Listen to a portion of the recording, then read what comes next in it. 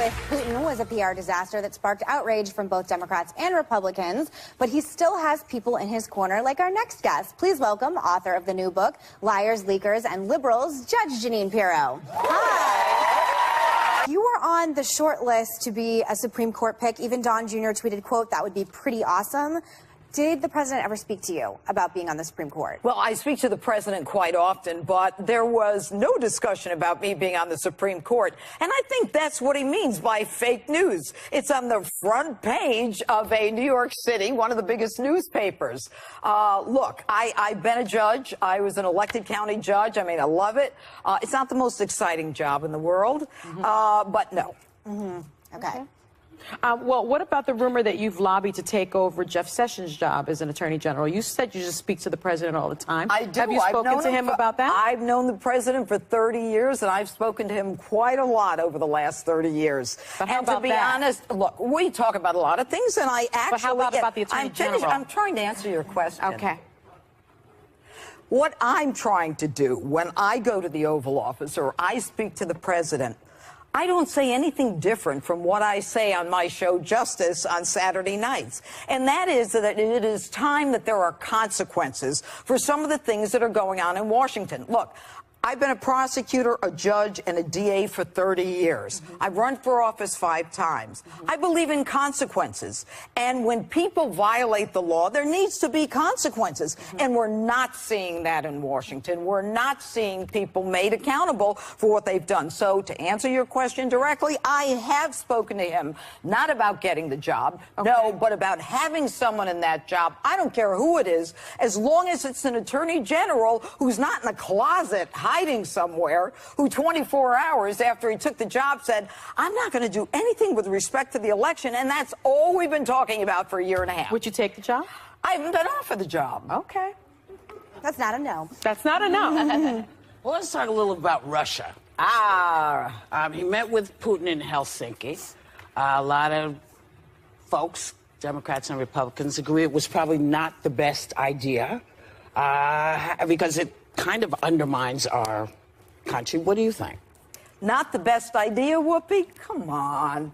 Every president in the last 75 years has met with the head of the Kremlin.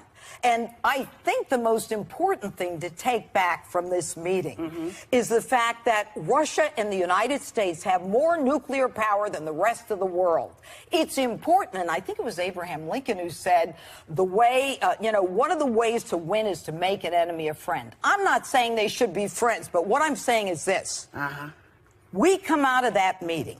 We are arming the people in the Ukraine, $70 billion worth of arms, while Barack Obama stood by and let Russia go in. Let me finish. I didn't Crimea was annexed, and as a result of the annexing of Crimea, we have thrown out Russian officials and nationalists. We've closed consulates. We are also, in the United States, making sure that with respect to Russia, if had Obama done anything about that red line, we wouldn't be... He opens up an investigation into Russian collusion. I came here... Let me finish. Go ahead. Okay, that but for Obama drawing the line in the red sand and doing nothing about a red line in the sand, we wouldn't have killed hundreds of Russians who were over there. So let me ask you a question. Let me ask you a question. So you're all for people meeting and having conversations. That's what I'm hearing you say. Well, that's precedent. Okay. Then how did you feel when Obama met with, I don't know, name somebody who... Castro or met Raul with... Castro? Yeah. Were you comfortable with that? I have a problem with people talking. That's one of the things that we need now. We need people to talk. People who ostensibly hate each other. It's time we sat down and had now. Wait, can I just... One thing that jumped out at me is you said there should be consequences for laws. My understanding of the annexing of Crimea was that it was an international agreement that they could not go into Crimea. So those were consequences, and that means we won't sit down at a table. We will push back on you, Russia. And that's... So I'm just curious if that's... And what did Barack Obama do? It doesn't matter, Jeanine. Barack Obama is no longer president. How much longer are we going to be rehashing this? everybody talking at one time. Hold on. You know, Everybody needs to just. We want to hear what 8 years. everybody has to say. We want to hear what everybody has to say, so let's not talk over each other. Reason why we're in the place that we are now. President Obama opens up an investigation into Russian meddling, and this president fired James Comey, the person that was conducting the investigation. So what about that? What about that? Okay, I'm glad you asked that question. Thank you. Oh, you're very welcome. Now, one of the problems with meddling and this whole Russian investigation is there are two issues. Number one, was there meddling? Everybody agrees there was meddling. Donald Trump agrees there was meddling. Although Barack Obama said about a month before the election, there's no way anyone could meddle in the election. There can't be a rigged election. Do remember that your friend also was made aware of the meddling. He was aware. That's not what I'm saying. I know that's not what you're saying, but I'm adding to what you're putting out. Okay. So the second part of the Russian investigation is what I write my book about. Yes. And that is when individuals in the Department of Justice, in the FBI, get together and tee up a fake investigation with a fake dossier paid for by a woman running for president that the DOJ, the FBI take to a Paid for by Republicans first. No. Yes. It was paid for by the DNC and Hillary Clinton. Paid for by the Republicans first. Paid for by the Republicans first. Come on. I wonder what Republican that was. Do you know? Paid for by Republicans. Been referred, actually. It was a donor to one of his primary opponents. Finish this. So then they take it to a court, and the court then issues a warrant to spy on Americans. Now, if you're not offended by that, whether you're Republican or Democrat, Lady Justice is supposed to be blind, and the evidence is made clear from the email, text messages from the top FBI counterintelligence guy. We're going to stop him. It's not going to happen. We'll get an insurance policy. The insurance policy is Russia collusion. 19 months later, we don't have anything. So when the president recognizes there's meddling, but you can't blame him for saying, you guys have made all of this up. You've been investigating me for 19 months. Come up with something. Benghazi went on for over 3 years. 4 people died in Benghazi. And therein lies the difference. It's nice to have people to not yell at me so much. We'll have more with Judge Jeanine Pirro when we come back. There's right more. now. We are back with Judge Jeanine Pirro. I wanted to get into the book a little. You tackle the anti-Trump conspiracy in your new book called Liars, Leakers, and Liberals. Now, that title could be offensive to some. In today's age, you think? A lot of people. I wrote the book because I'm not an ideologue. I mean, I have been in the crime business for over 3 decades, and I think I said that before. And I know a con when I see it. And I think that what has happened in the last,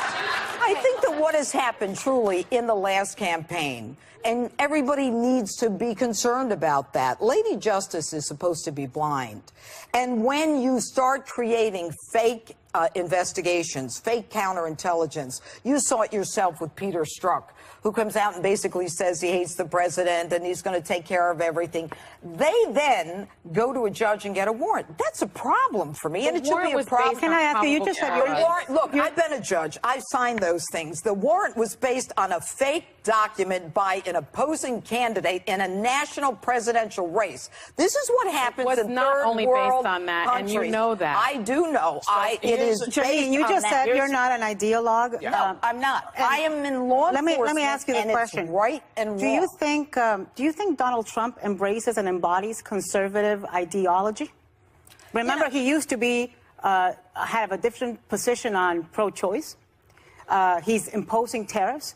He's against globalism. Do you think he is an ideologue that is faithful to conservative policies? You know, I'm not here to talk about what Donald Trump is and isn't. But you talk to him about it. No, you got to answer the question. I'm here to talk about the book. You want to talk about Donald Trump? You tell me what metric in this country is worse off. Unemployment is lower than it's been in 50 years. Minorities, Hispanics, African Americans have jobs when they haven't had. It's not because of Obama. Hate crimes are worse off. And wait a minute, the GDP GDP under Obama was barely 1. We're going up to 4. So you want to talk about hate crime? I'll tell you about a fought metric. for a law for hate crime. I also think it's important, as we said, 89% of the Republican Party still supports him. He still has huge popularity in the country. And if Democrats don't get their you-know-what together, he's certainly going to get reelected. Here's my question for you. Here's my question for you, because you talk about... I am not, Judge. Nobody is... Oh, yeah. Did you just point at me? Yes. Listen, I don't have Trump derangement. Let me tell you what I have. Okay. I have a lot of... I'm tired of people starting a conversation with Mexicans are liars and rapists. I'm tired of people starting a conversation about this country. Listen, I'm 62 years old. There have been a lot of people in office that I didn't agree with, but I have never, ever seen anything like this. I've never seen anybody whip up such hate. I've never seen anybody be so dismissive. And clearly you don't watch the show, so you don't know that I don't suffer from that. What I suffer from is the inability to figure out how to fix this. That's my issue. But one of the things that you talk about a lot, and I'm curious about it, is the deep state.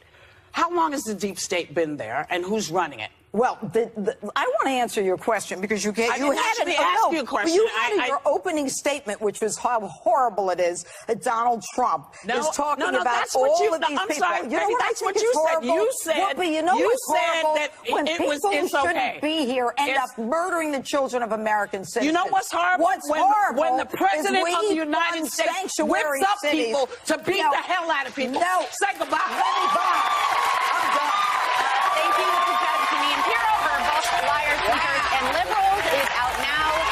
We will be right back. So, welcome back. So you saw me do something I very rarely do. I very rarely lose my cool, and I'm not proud of it. I don't like it. But I also don't like being accused of being hysterical, because that's one of the things I try not to be on this show. So, have a great day. I'm a believer. I believe in the system, and I believe in justice. I dedicated more than 30 years to the criminal justice system and the assignment of blame. Tonight, I'm not angry. I'm just dumbfounded, disheartened, and disappointed over the long-awaited, often delayed Inspector General's report on the actions of the Department of Justice and the FBI in the handling of the Clinton email investigation. The report's conclusion, 568 pages later, FBI Director James Comey was insubordinate. There were a few mistakes and a few errors in judgment, and although there was some bias, there was no evidence of bias in the handling of the email investigation. This report mimics Comey's conclusion in the email case itself. Both the Inspector General and Comey make out a provable case and then conclude there is no case. Nothing changes. The deep state hard at work. I don't know about you, but I am so tired of lessons learned. They say Comey deviated from the rules. Deviated from the rules? Comey and his FBI cabal fixed a case. Hillary not indicted for her crimes, yet an effort to frame Donald Trump for no crime. And no bias in the conclusion? Because no one said, yes, I was biased, or simply said, I'm not biased. That's it? Every day in this country, murder cases are tried where there is no admission of guilt and only denials. And yet jurors decide the accused's intentions based on what they say, what they do, and what they don't do. Determining someone's intent is not that difficult. Intent can be determined like this. Take a look at these texts. We'll stop him from being president. It's like an insurance policy in the unlikely event you die when you're 40. Hillary should win 100 million to 0. America will get what the public deserves. And let's add a new one, folks, from an FBI lawyer. Viva la resistance. Gee, isn't that Obama and Hillary's mantra? You don't have to be a rocket scientist to understand those statements. They not only indicate a biased, hateful state of mind, they imply unequivocally a willingness to take official action to impact the election. How do you pledge resistance against a president while you're investigating him? And the Inspector General says there's no evidence of improper considerations impacting the investigation? Folks, Comey didn't just deviate from well-established practices. He didn't even do an investigation. He covered for it by having the same people handle both the Hillary case and the Trump frame-up. Folks, it doesn't happen this way. This case is not about mistakes or errors in judgment. It's about a deep state trying to drag a crook across the presidential finish line and trying to destroy the man Americans wanted in the Oval Office. Example. Jim Comey said he had to step into Loretta Lynch's role because she wouldn't recuse herself after secretly meeting with Bill Clinton on the tarmac. That's baloney. He didn't just step into her shoes to prevent an injustice. He stepped into her role to declare Hillary not guilty. And Jim, if you're such a champion of truth and justice, why did you go along with Lynch calling a year-long criminal investigation a matter? Why did you say Hillary was extremely careless so as not to use the words grossly negligent, which would make her actions criminal? And when brought before Congress, Jim, you punt and say, you don't think grossly negligent applies. First-year law students across this country laughed at you. And you take a case from normal field office agents to investigate with no grand jury, no search warrant, no subpoenas, and you give away immunities like candy with no requirement that those immunized testify against anyone. Investigators across the country laughed at you. And when you found Hillary's deleted emails that were marked C for classified, you decide to believe her when she said it was only a reference to the letter C in the alphabet, in spite of the fact that there was no A or B before C. People in the intelligence community laughed at you, Jim. And when you wrote an exoneration of Hillary months before you interviewed her and 16 main witnesses saying it's done all the time, attorneys across the country laughed at you. Come on, Jim. You acquitted her because, like Hillary, you, Lynch, and even Obama communicated government information via private emails. And you placed as many Trump haters as you could, like your friend Mueller in charge of the make-believe Trump collusion on the case. I want to know, from this Inspector General's report, why don't we know what judge signed the FISA warrant? Who renewed the FISA warrant, and what actions they're taking now that they know they were conned by a corrupt FBI agents? And why was Peter Strzok, arguably the most corrupt FBI agent in American political history, put on the Mueller team to destroy Donald Trump with his girlfriend, Lisa Page? Why is he still working, and why am I paying his salary? Why is Rod Rosenstein allowed to refuse to provide reports and documents to Congress? And why is he allowed to threaten to subpoena records of those in Congress without any criminal investigation? Why Rosenstein didn't hand over the most incriminating of all the texts? He won't win president. Don't worry, we'll stop him. A clear and unequivocal attempt to obstruct a presidential campaign. Why are the DOJ and the FBI allowed to lie to a federal judge and say, we have no emails between us on the Loretta Lynch-Bill Clinton tarmac meeting? Why can Loretta Lynch lie and use a personal email, a fake name for government business? Tell me, how many times does someone have to lie to an inspector general before they're just not believable? Why does Hillary Clinton, just days after Bill meets the attorney general on that tarmac, say she'll keep Loretta Lynch on as AG if she wins as president? We're not stupid. And why does the IG not recommend a leak prosecution when there are 65 phone calls from a reporter to a top FBI official?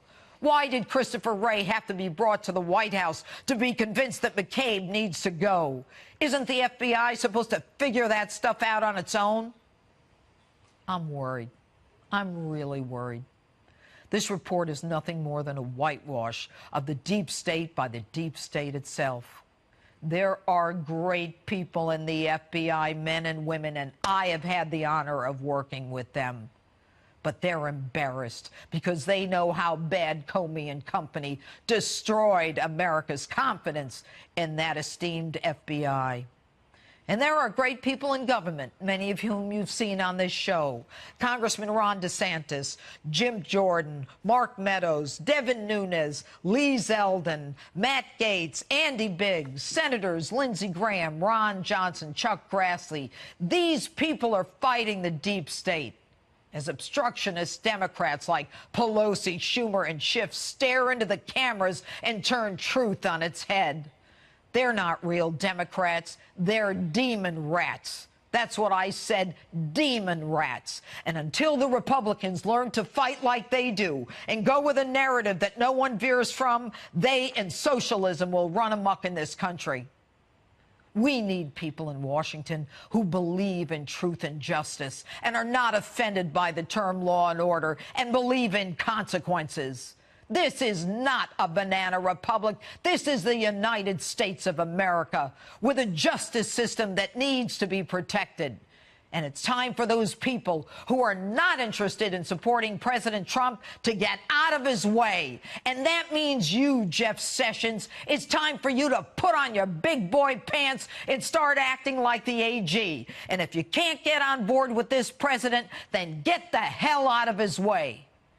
And let me be clear to all you critics, I'm not looking for that job. I'm an ordinary American who was brought up to believe in truth and justice.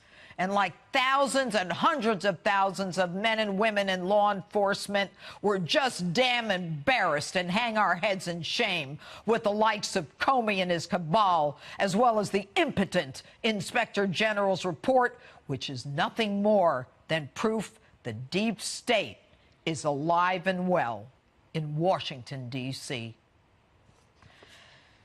That's my open. Tell me what you think on my Facebook page, Twitter, and Instagram. #JudgeJeanine.